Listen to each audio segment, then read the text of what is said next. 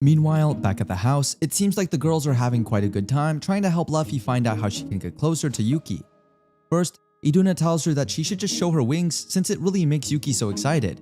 Sounding so weird, they then moved on to ask Shi. She then gives a very broad and safe advice, and that is to stay together and be happy since Yuki is seen as the happiest when they are all together. However, such a thing wouldn't help Luffy at all, so they move to Layla to ask for advice. Layla then states the most efficient and quite realistic advice, and that is for Luffy to simply state how she feels. At first, Luffy seemed a bit hesitant, but when Layla elaborated that it might be effective, her facial expression somehow changed for the better. Other than that, Layla has also stated that a little bit of skinship wouldn't be dangerous as it will literally help her get closer to Yuki. This way she can lure him using her seductiveness. With that said, will the Supreme Dragon ever withstand Layla's training? It will only be a matter of time before we know it. On the other hand, Carlota is seen talking with her people. After introducing who she is, she tells everyone that right now, they have just witnessed the current condition of the capital. Right now, the king is being held captive by the true rebels known as the Prince's faction. That's why Carlota has emphasized that if they were to seize political power, the country's future wouldn't be that bright at all. That's why the church will now go forth to battle to return the capital to its rightful state. She then asks those who are brave enough to join their army. Since all the citizens are now hyped up by what they have witnessed, without hesitation, everyone agrees to join the battle with the prince. Meanwhile, Yuki is seen still pursuing the suspect as he runs across the capital. Noticing that the enemy is going to the royal castle, Yuki has even thought of leaving him alone and just better act alone to save the king and have a talk with him. Even though it was just a small fight, there were so many witnesses. That's why Yuki believes that the church won't just wait until night falls. As the enemy entered the door, Yuki then followed him inside. As soon as he enters, he immediately wonders which way leads to the underground dungeon where the king is being kept. Meanwhile, the church's army has now successfully taken over control of the west gate. They've also taken over the barracks and even were able to apprehend the soldiers. They are about 70% of the way securing the main gate, and only 5 of the soldiers died, and about 6% of the soldiers left can't move at the moment, but there won't be any problem with carrying out the plan. As expected, they can't do anything about the difference in their numbers, but thanks to the civilians rising up, the casualties are much lower than expected. Now after a stressful fight, they let the injured rest in the back lane, since they still have much to do. Carlota then asks if the enemies made any strange movements. One of her soldiers then informs her that the only thing they can think of is that they have a few foreign magicians in their army. It seems like these magicians are probably newcomers. Seems like the soldiers are not informed about it and are frozen in fear when they see the magicians controlling the undead. With that said, this just confirms that the undead problem in the capital was really the prince's doing. Carlota then thought that if they had not destroyed the magic circle yesterday night, the casualties they have now could have been far worse. That's why she thought that she has to pay her debt to that masked guy, aka Yuki. With that said, she then called Nell as they were now going to the next objective. Nell immediately follows orders as they don't have that much time at all. On the other hand, Yuki is still struggling to find his way around the castle. Even though he had the full map of the palace, he can find the entrance to the underground dungeon at all. And if they didn't know the existence of the hidden passage, it wouldn't be recorded on the map anyway. Looks like there's some magic to stop infiltrators, and the castle magicians have already thought about it. This made Yuki wonder if one of the soldiers he saw had anything to prove that he is one of the residents there. As he checks the man, he is able to see a card. The card is called the Magic Authentication Tool. It is said that the owner of this magic tool will be unaffected by entry domination magic in a specific place. While Yuki is in the midst of this search and rescue operation, a palace maid then suddenly comes out from one of the rooms. As she is about to scream, Yuki immediately stops her by doing so. He then asks her not to scream and assures her that he won't harm her at all. He then states that he is just searching for the king and the soldier laying on the ground isn't dead. Hearing Yuki's true motives, the maid gasps in shock. It seems like the maid has now calmed down as she nods yes that she will not scream at all. After releasing a loud sign, the maid then asks if Yuki is really planning to save the king and the princess. As Yuki states yes, the maid seems to be so worried about the royalties as she herself even begs Yuki to save both the royals no matter what. She then offers to guide him to the entrance of the underground dungeon. With that said, the maid really did what she promised to do. As a result, Yuki then states that she should leave the palace immediately and bring all of her friends as she gets out, as things are about to get chaotic from now on. Sooner or later, this place will become a battlefield. With that said, Yuki then enters the said entrance, and as he walks down the stairs to the dungeon, he then thought that the king was a useless king, but seeing how the maid reacts, it seems like he has some charisma and kindness after all. However, if he were the prince's faction, he would kill the king right away. That's why this made Yuki think, are they keeping the king alive to have a public execution? Or is it simply because he has some empathy as the king's son? For now, Yuki knows he wouldn't have the answer. As he finally reaches the end of the tunnel, he's in shock as he witnesses a gruesome scene of a grown-up man beating the hell out of a poor girl. Before he can even land another hit on the girl, Yuki immediately stabs his knife to the man's back, stating that the man is creeping him out so much. This shows that the Demon Lord will do anything that he can to protect everyone's smiles. That said, it seems like the princess did accept all the punches and kicks for the sake of the kingdom. She wants to sacrifice and help her father in any way she can, as she is, after all, the princess of the kingdom. That's why even though it really hurts, she keeps telling herself that it is okay and that she will be okay as long as she perseveres. Even though it is already painful, she keeps telling herself that she just needs to think positively, as help will surely come to them. That's why the moment that Yuki entered the scene, it seemed like the princess's pain immediately vanished away. Yuki then assures her that everything is alright now, and that she will be good in no time. Seeing that his daughter is now saved, the king asks Yuki for his identity. Yuki, being the guy he is, shows off his demon wings to the king.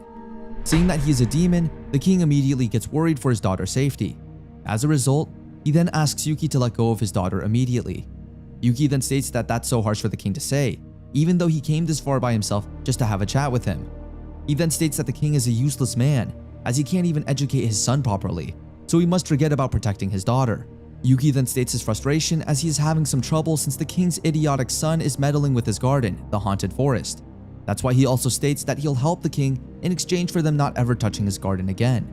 Hearing this made the king shocked. He then asked if Yuki was the demon lord of the haunted forest, to which Yuki answered silently. The king then agrees with the fact that he is indeed a foolish king. After all, he is just an old geezer that overlooks his son's change of heart, thinking it's just a simple mistake. He then states that does Yuki really think that he can do anything at this point? Yuki then states that if he chooses to stay as the foolish king, he guesses the ones who will pay him back are the citizens of the kingdom, since no matter by whose order they had come, Yuki will kill everyone who trespasses into his territory.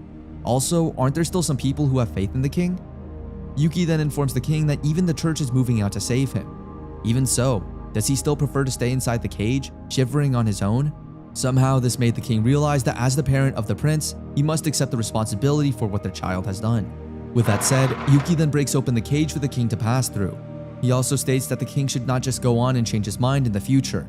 He then states that if he happens to kill the king or the people around the king, the one who will be sad the most is the princess after all. This made the king question Yuki if he wouldn't blackmail him, saying he would kill the princess if the king didn't listen to him.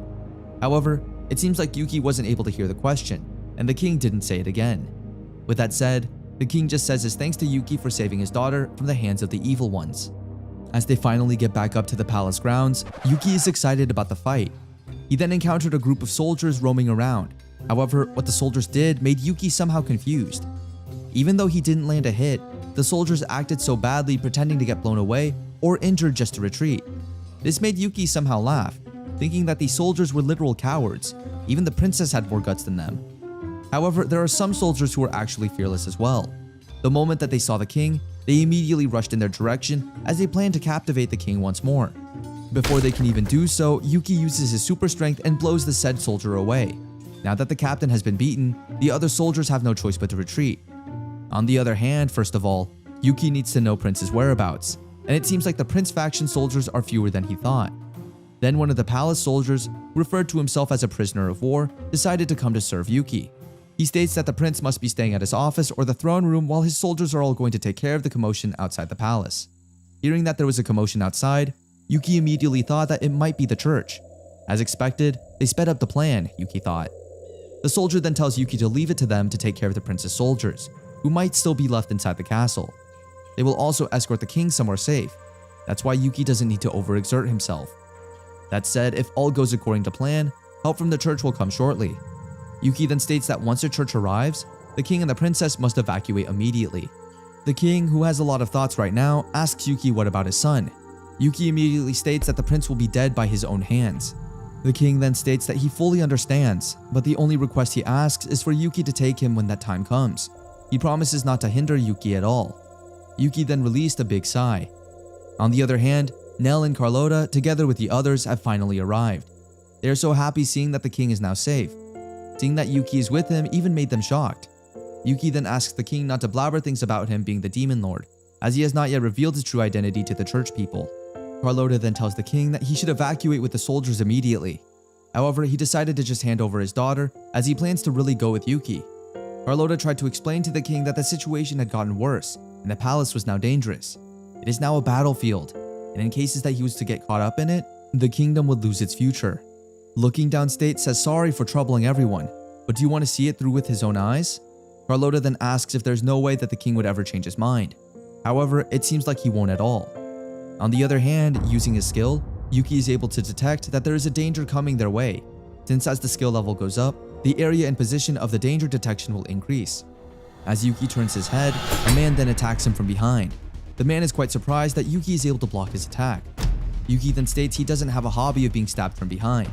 The man then states the reason why he decided to take the stupid mission was since he heard he could fight with the church's strong female knight and hero, but it seems like he is quite lucky that he is able to go against both in one fight. Nell, who is always worried for Yuki, asks if he is okay. Yuki then assures her that he is fine and that she should take care of things on her end quickly and leave the fight with this junkie with him. He even asks Carlota not to help in the fight at all since she will just get in his way. It seems like some troublesome guy has locked onto him. That said, Carlota tells her soldiers to take care of the princess and take her to a safe place. As per everyone else, they will have to come with her to capture the prince. But that said, the soldiers then assure that they will make sure to protect the king with all their might. That said, Carlota then leaves the place for Yuki to take care of, so the only thing she asks for is for him not to die since she still has a lot of things to ask him. They all then left, leaving Yuki with the junkie guy. He then asks the guy if it is okay for him just to let the king go away like that. The guy then states that his only job is to take care of the strong opponents, and the strongest from the church is Yuki after all. It seems like the guy is so happy and states that he is so lucky to think that he can fight a strong guy like Yuki. This made Yuki somehow uncomfortable and confused. On the other hand, it seems like Nell couldn't help herself but get worried for Yuki, since the guy that Yuki is up against is an adamantite class adventurer after all. Even Carlota wasn't expecting it since the guild was staying neutral. The guy's alias is known to be a war freak. Here's a battle junkie to the point that no one won't see a battlefield without him. Even though skill-wise he should be an orichalcum class adventurer, because of his bad personality, the guild is having issues with him. And that's why Carlota thought that if they left some soldiers, the soldiers would just get in the way of Yuki. That's why the only thing they could do now is to believe in his skills. Going back to Yuki and the guy, it seems like the guy is quite amazed at how powerful Yuki is. Seeing his response speed is so wonderful. On the other hand, Yuki has also checked the guy's stats, and it seems like he is, after all, a very strong man with so many unique skills and titles. Yuki couldn't deny the fact that this junkie guy was indeed strong. His stats are on par with Yuki, and his skill level is even higher than Yuki's. This made Yuki think that he didn't come to the palace to have a battle to the death. He just hunts monsters for DP, and he wants to fluff Rhea's fur instead of having such a dangerous battle. The man then continues to hit Yuki in every direction, stating that he is burning with so much passion. Now that Yuki has grown so cold, and as every hit gets hurtful in every direction, Yuki tries to hit the guy as well. He then uses his magic powers to attack the guy, hoping he'll drown. If this battle drags on, it will be unfavorable for Yuki since he has much lower battle experience and skills. That's why he decided to defeat the guy swiftly, using the only thing that he's far better than him at, and that is magic. However, as he tries to attack the guy in every direction, it seems like the guy is just so powerful that he even gets a chance to hit Yuki in his arms. As the sword pierces through Yuki's flesh, the amazement and pride on the man's face are indescribable. However, little did he know that Yuki had also thought of a plan as well. It seems like as he pierced the sword through Yuki's arms, Yuki also found an opening where he could also attack the guy by piercing his sword through his chest. The guy didn't notice it at first, but as the tingling feeling of pain started to rush in, as well as the pool of blood flowing, the guy suddenly got weak as he found himself kneeling on the ground. Seeing that his enemy finally got defeated made Yuki relieved as he will now not worry about not ever returning home. Just thinking of Leffy somehow made Yuki so happy and sentimental. Inside his head, he thought that even though Leffy is about 1,000 years too early, to challenge a demon lord by herself is something admirable. On the other hand, back at the demon lord's lair, the girls are seen looking for Leffy, who seems to have taken a walk but hasn't come back yet. She is then seen feeling the breeze of the air through her skin as she sits at the end of a cliff, spacing out a lot lately. The girls then thought that maybe Leffy has her own problems as well, but they believe she will be back when she gets hungry. It seems like Leffy has been so lonely while Yuki is away. This just shows that a wavering heart brings out new questions. After the seemingly intense fight with the bulky guy, Yuki is somehow thankful that he has a high potion with him, or else things would have been a lot worse. Not only the arms, but a few of his finger bones are also broken. Other than the high potion, Yuki also thanks Layla for tweaking the Crimson Blaze, making its magic circuit appropriately activated. By pouring magic power into it, the blade will be covered in a blaze that will burn the target that the blade has sliced. The blaze created is adjustable with the amount of magic power used. Seeing how he finally defeated the strong guy, Yuki reminisces how he just barely won the said fight with the difference in the average status of their races. But if someone thinks about it, Nell only has half a level of him, but she already has a similar status. So Yuki guesses a hero's growth is really that amazing. Now that his fight is over, Yuki decides to join the others. He then fled to check where the others were. Just within seconds, he immediately found them cornering the prince. Carlota is seen stating to the prince that he is under suspicion of rebelling against the kingdom. That's why he is asked to follow the authorities quietly. However, it seems like the prince wouldn't listen at all. He even orders his men to arrest Carlota and the others, as he refers to them as rebels who will rot the kingdom. With that said, another fight has begun. During the fight, Nell notices something is off. The prince's eyes look weird and unsettling. However, she has no choice but to focus on fighting, so she first shakes her head to wake herself back up to reality. Inside her head, if they keep up the pace, it's only a matter of time before their victory. Other than that, Nell then thought of Yuki. Although Yuki said that he didn't need any help, but Nell couldn't help herself to worry so much about him, considering Yuki's enemy is an adamantite class. If the battle prolongs, Yuki will be at a disadvantage. That's why Nell is now pumped up to take care of this place as quickly as possible so that she can help Yuki. Then within a few seconds, Yuki enters the scene, trying to slice off one of the enemies. This made Nell shocked for a bit. Yuki then notices the prince. As everyone turns their attention to him, we can clearly see how unusual his eyes are. Although Carlota tries to tell everyone that no matter what happens, they must still protect the prince, one of the men then stabs the prince with his sword. At that moment, Yuki finally realizes that the prince is already dead all this time, and it seems like the man in the robe is the culprit behind it. However, before Yuki can even catch him, the man escapes. Nell, who has no idea what's going on, then asks Yuki for confirmation. Yuki then informs her that the man in the robe is probably the mastermind, and it seems like he was also the one controlling the prince's dead body. The prince's status was camouflaged because of the ring he was wearing. When one uses the ring of falsehood, it can show false information to another party who wants to inspect their status. And as Yuki checks on it, the magic circulating around the prince is similar to that of a hooded man's. That's why he plans to go fly and pursue him. So Yuki leaves everything to Nell. He wants her to take everyone's attention for a moment. However, before he can finish his sentence, a magic portal opens, releasing a huge undead monster. At this point, things are getting worse than they already are. It is a giant corpse that is nearing. The question is, what will the group do now? Yuki is somehow amazed by the fact that the enemy has left him quite the perfect example of a hindrance. However, he couldn't possibly leave the group with such a huge monster creating so much havoc. As a result, instead of immediately going off and chasing the culprit, Yuki decides to fight the monster first. Yuki slices one of the monster's arms. Although the monster might be walking slowly because of its giant body, but its punch is sure fast. However, things are about to get worse as it seems like the monster has the ability to reform his injuries. With that said, Yuki is somehow amazed but at the same time grossed by the regeneration skill of the said monsters. Seeing that Yuki is struggling for a bit, Nell jumps in to try to help Yuki in any way she can. She then chants her undead spell in hopes that it will work like heaven, the same way it did with the other zombies. The soul who has diverged from the law of nature, return to the world you belong to, Nell chants. However, it has no effect at all. So Nell wonders what they should do now. Yuki, who is quite smart at thinking rationally, thought that the monster was, after all, still an undead. Yuki wondered if Nell could use stronger holy magic instead. Nell then states that she can. However, it takes time to chant. So while Nell is focusing on chanting her holy magic, Yuki has decided to fight the monster to divert its attention to him. The others have also offered to help Yuki. Now that everyone is doing their best to fight the monster with all their might, Nell focuses on her holy magic. However, despite how much they try, it looks like its regeneration speed could be faster. In the first place, Yuki is not the type who unleashes an endless combo attack. To make it worse, his Crimson Blaze is also not working now. On the other hand, the soldiers can't really do anything to help either. When things are about to get worse, Nell has finally perfected her holy magic. She then tells everyone to move away as she casts her magic. As she releases it, the monster flies to the end of the room. It looks like Nell is shooting some cannon or something. Carlota, on the other hand, cheers her to pump her up. However, it seems like it didn't affect the monster at all. When Yuki tries to slice it, he is easily swayed away. Yuki then reasons that he might have let his guard down a little there. As he wobbles in embarrassment, Nell is speechless at what she is witnessing. She then tells her sorry, considering her attack didn't help much since the monster is still regenerating. However, Yuki thinks otherwise, since if they take a closer look at it, it seems like Nell's holy magic really did affect the monster in some way. After it takes a hit from her magic, its regeneration speed is clearly reduced, so Yuki wonders if Nell can go for another round so that they can finally win the fight.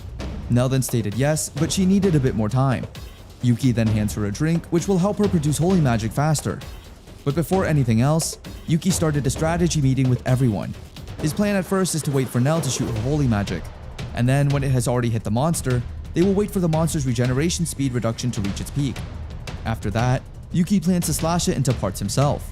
After it is cut to pieces, Carlotta orders the soldiers to take it and bring them further away from each other. This way the monster wouldn't be able to regenerate that easily. Carlotta then states that hearing Yuki saying it casually sounds like a stupid strategy, but she guessed there's no other way. Yuki then reasons that since the caster is not there with them, he believes there would be a range limit to its regeneration ability. It's not like it can grow severed limbs every time it's cut. That said, Carlotta and Yuki will now do as they have planned. Yuki also takes it into his own hands, the soldiers who are weak and scared even to lift their swords. He tells them not to just dawdle around. If they do, they can go home and curl up on their bed. Soldiers who don't have any will to fight are just plain hindrances. While Yuki is telling his sermon, Carlotta informs him that the monster is already reacting to Nell's chant. Guess it really hated the holy magic that much. The monster looks so angry and annoyed at the same time. As he rushes toward Nell, who is preparing her holy magic, Yuki and Carlotta make sure that he must not reach Nell at all. Seeing that Carlotta is fighting, her men follow her to the fight as well. On the other hand, the palace knights also didn't want the holy knight to hog up all the glory.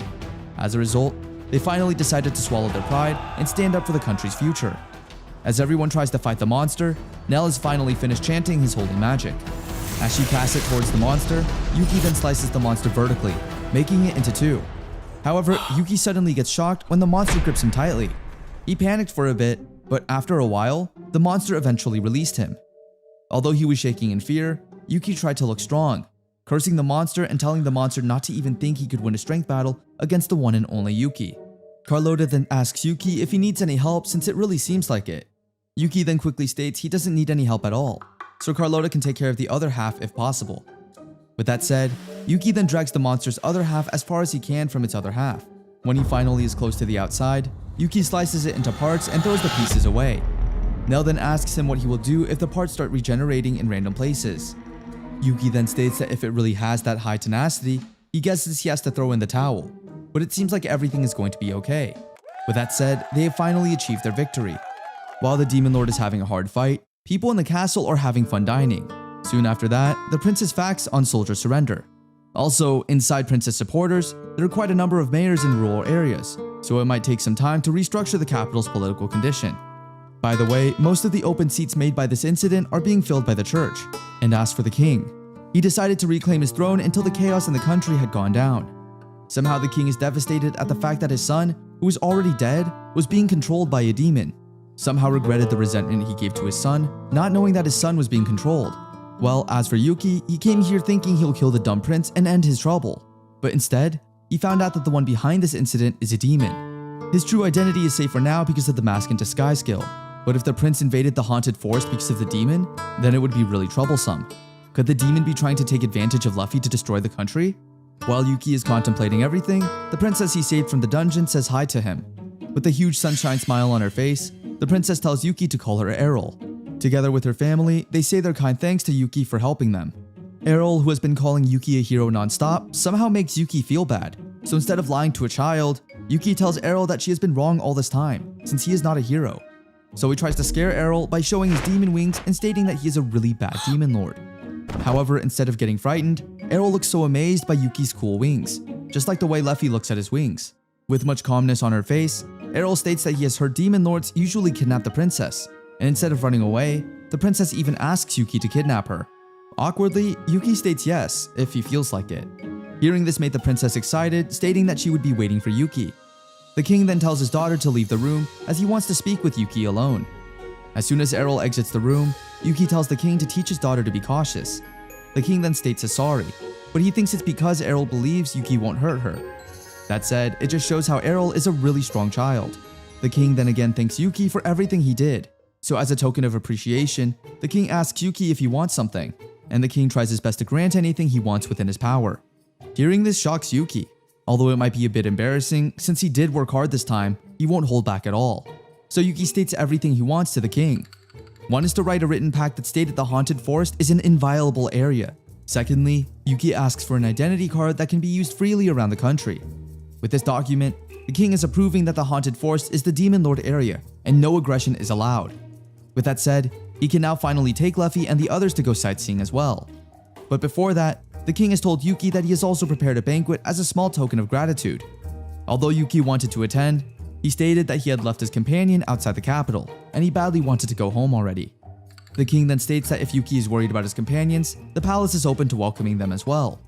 That said, Yuki then lets Riri enter the palace, just like the king said. Looking at how majestic Riri is, the king is shocked, while Errol is so amazed. The king then states that if Yuki registers Riri as his familiar, he can bring him around the capital. The king also informs him that he has only invited a limited number of people for the banquet, so Yuki can enjoy it to his heart's content. As the night falls, Nell, Carlota, and the others have also attended the said banquet, and everyone is amazed by how beautiful looking it is. Errol then rushes towards Nell, trying to escort her to her seat. While they are walking, Nell somehow asks Yuki if he is sure that it is okay for him to tell his identity to Errol, who has nearly revealed his true identity to many. Yuki then reasons that she is just a child after all, so no one would take it seriously if she ever did tell someone. As they reach the table, Nell is so surprised by how much food they have. It looks like her first time having such an extravagant dinner. Errol, who is so proud, tells everyone that their prideful royal chef makes this food. The king then states his thanks once again for all their work on this event. Although it might be lacking, the king is hoping that everyone will enjoy themselves. They all then cheer in happiness. 2 hours later, it seems like everyone is now drunk. Nell almost kisses Yuki out of drunkenness, but thankfully Yuki is able to avoid it. Even Errol looks drunk as well, so before things get a bit out of control, one of the palace's servants then lifts her up, informing Yuki that he will carry her to her room. Then Yuki turns his head, seeing that the king is even drunk himself. Well, he went through a lot after all, so Yuki guessed he was just so tired. As for Carlota, it seems like she is drooling over eating Riri when she gets back home. As a result, Yuki ended up taking Riri and himself out of that insane situation. The whole banquet was utter chaos, not in a bad way, but Yuki can't deny the fact that it was definitely quite fun. With that said, it's now time for Yuki to go back home. No matter how fun it is, nothing beats home after all. Before Yuki leaves for good, he then hands a gift to Nell. It's a dagger made by Yuki, which was named Gekka. It is a dagger with a white blade. Later, it can create a light that can cut through the dark night. Although the specs aren't really that good enough, Nell can keep it as a spare weapon or use it for dismantling. Nell then states she is so happy and thankful for Yuki's gift. She promises to take care of it no matter what.